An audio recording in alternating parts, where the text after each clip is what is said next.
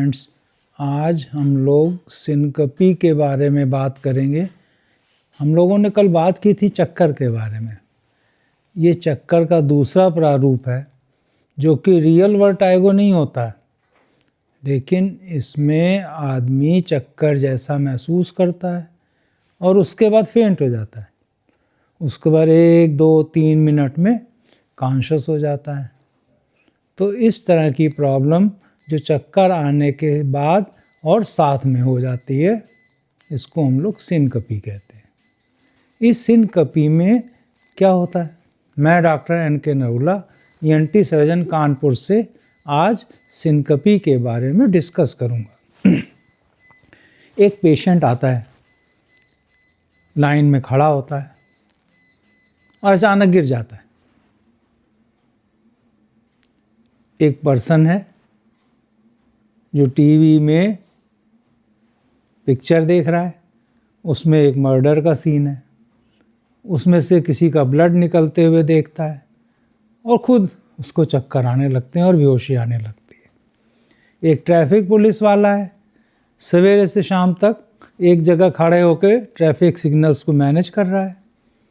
दिन भर खड़े रहने की वजह से उसको गर्मी है, पानी नहीं पिया, डिहाइड्रेशन हो गया और उसको भी चक्कर आने लगा और वो गिर जाता है। ये सब चीज़ें सिनकपी के वैगल अटैक्स कहलाती हैं, जिसमें कि इस सिनकपी में मरीज़ को चक्कर जैसा महसूस होता है, मुंह सूखने लगता है, पसीना आने लगता है, घबराहट होने लगती है और उसको लगता है कि मैं गिरने वाला हूँ, तब तक वो गिर जाता है। गिर के थोड़ी देर बाद वो कॉन्शियस हो जाता है। पहले अनकॉन्शियस होता है, फिर 2 से 3 मिनट में, 4 मिनट में, मैक्सिमम 5 मिनट में वो कॉन्शियस हो जाता है। तो ये सब चीज़ें चक्कर आने के बाद बेहोशी के साथ जुड़ी होती हैं। तो इसको प्लेन वर्टाइगो ना कह के हम लोग सिनकपी या सिनकपल अटैक्स कहते हैं। अब ये होता क्यों है? सिनकपल अटैक्स जो होता है, ब्रेन में टेम्परेरी खून का दौरा कम होने से होता है। ये कम क्यों होता है? जब हार्ट से ब्रेन को ब्लड सप्लाई कम जाती है, इसलिए ब्रेन टेम्परेरी शट डाउन कर लेता है। सेफ्टी, जैसे कंप्यूटर में होता है ना कि शट डाउन करते हैं या कंप्यूटर सेफ मोड में चला जाता है, ऐसे ही ब्रेन भी सेफ मोड में चला जाता है कि अब भैया हमारे को ब्लड कम आ रहा है, अब हम थोड़ी देर काम नहीं करेंगे, हम शांत हो जाएंगे तो हम ठीक हो जाएंगे। तो इस तरह मैक्सिमम 5 मिनट में ब्रेन रिकवर कर जाता है। तो इस कंडीशन में आदमी की पल्स भी स्लो हो जाती है और बीपी भी गिरने लगता है। ये वेगस नर्व के स्टिमुलेशन से भी होता है। हमारे शरीर में ब्रेन से एक वेगस नर्व निकलती है, नस। वो नर्व का काम होता है हार्ट और ब्रेन को कंट्रोल रखना कि बेतरतीब ना भागें।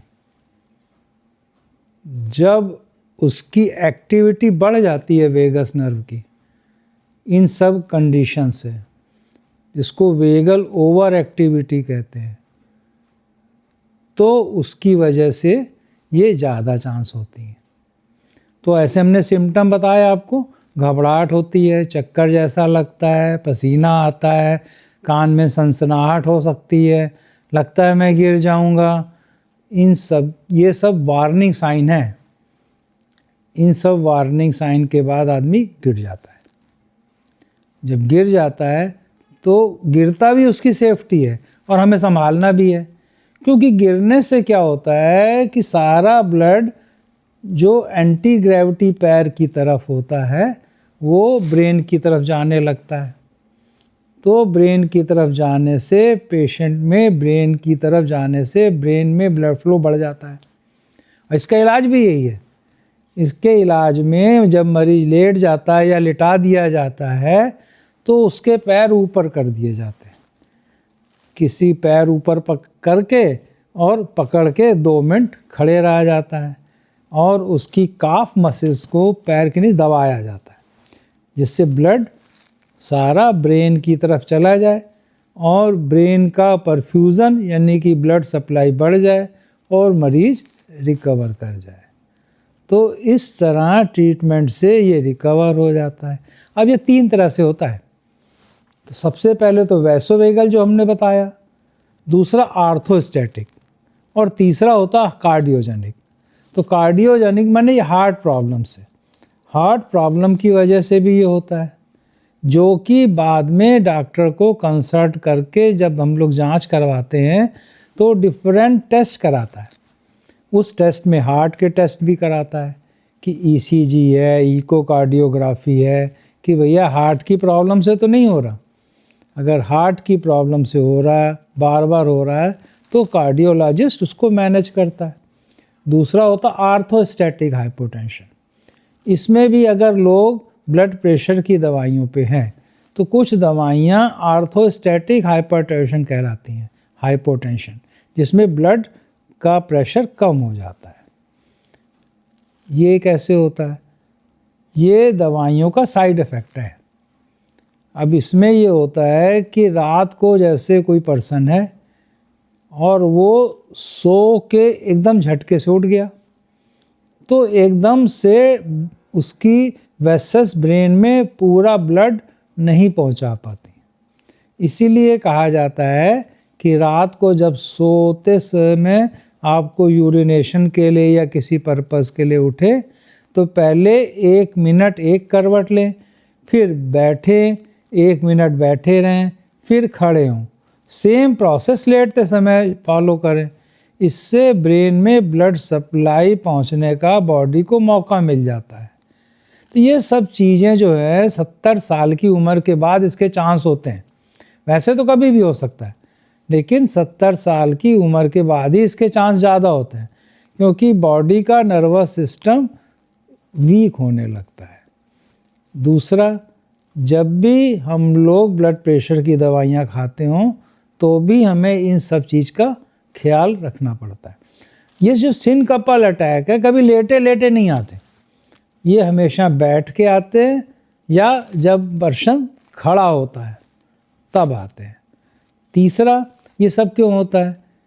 जब पानी की शरीर में कमी हो जाए तो डिहाइड्रेशन कहते हैं, तो उससे खून जो है कमी आ जाती है उसके वॉल्यूम में, उससे ब्रेन की ब्लड सप्लाई कम हो जाती है।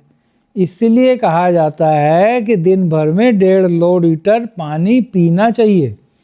गर्मी में आधा लीटर पौना लीटर ज़्यादा पीना चाहिए, जिससे कि शरीर में डिहाइड्रेशन ना हो और ब्रेन में ब्लड का फ्लो कम ना हो, जिससे चक्कर ना आए, जिसको सिनकपल अटैक्स कहते हैं।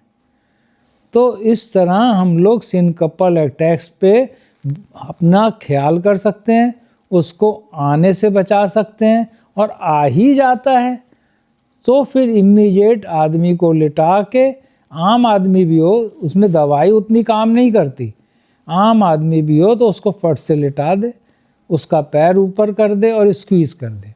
हाँ, इसके साथ आदमी को अगर झटके आने लगते हैं ज़ोर ज़ोर से तो इसको हम लोग सीजर्स कहते हैं। तो अगर ज़ोर ज़ोर से झटके आने लगे तो ये फिर न्यूरोलॉजिकल प्रॉब्लम हो जाती है। तो इसके लिए फिर न्यूरोफिजिशियंस के पास भेजा जाता है, जो अपने टेस्ट करता है, ईईजी करता है और ब्रेन का सीटी स्कैन करता है, एमआरआई कराते हैं, तो उससे वो डायग्नोज करता है कि ये प्रॉब्लम ब्रेन की वजह से तो नहीं है और उसको वो मैनेज कर लेता है। लेकिन मोस्ट कॉमनली ये इस तरह की प्रॉब्लम से डिफरेंट होती है, सिंपल होती है, जानलेवा नहीं होती है, लेकिन इसके प्रिकॉशन से इसको बचा जा सकता है। Thank you.